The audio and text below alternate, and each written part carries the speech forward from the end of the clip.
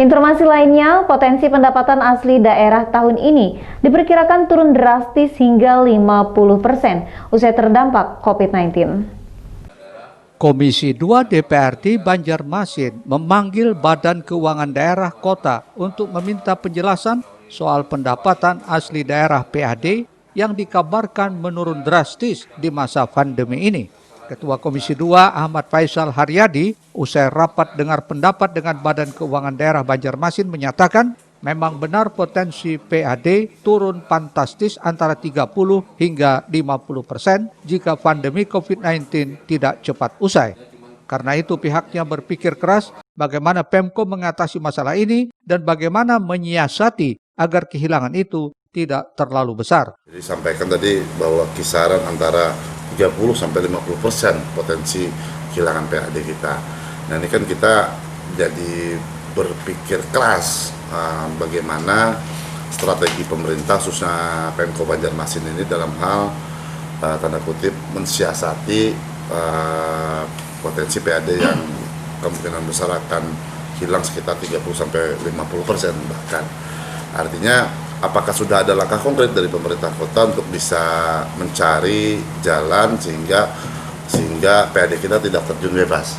Nah ini kan perlu pemikiran yang ekstra keras, kemudian juga perlu beberapa regulasi, aturan sehingga masyarakat kembali bergairah untuk bisa melakukan giat ekonominya khususnya di Banjarmasin.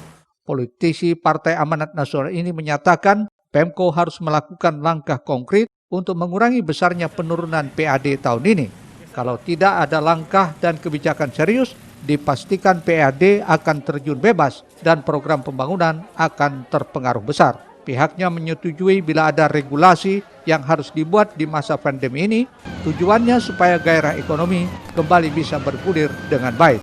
Tumpuan ekonomi Kota Banjarmasin tergantung pada perdagangan dan jasa. Karena itu bagaimana menggairahkan perdagangan termasuk pariwisata untuk bisa kembali beraktivitas meski dengan protokol kesehatan yang ketat. Risna, Banjar TV.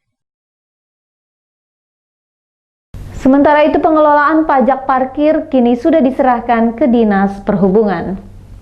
Kepala Bidang Penetapan dan Pendataan pada Badan Keuangan Daerah Kota Banjarmasin Budi menjelaskan, kini pengelolaan pajak parkir sudah diserahkan kepada Dinas Perhubungan. Karena itu terkait pajak parkir yang belum tertagih, pihaknya mempersilahkan menanyakannya kepada pihak terkait, dalam hal ini Dinas Perhubungan Kota Banjarmasin.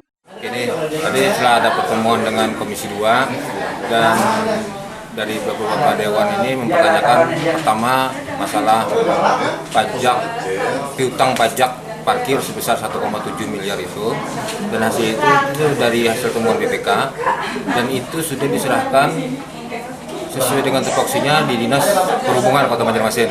Jadi untuk teknisnya silakan ke Dinas Perhubungan Kota Banjarmasin. Terkait piutang pajak parkir, Faisal mengingatkan akan memanggil Dinas Perhubungan untuk meminta penjelasan soal piutang pajak parkir yang belum tertagih. Risna, Banjar TV.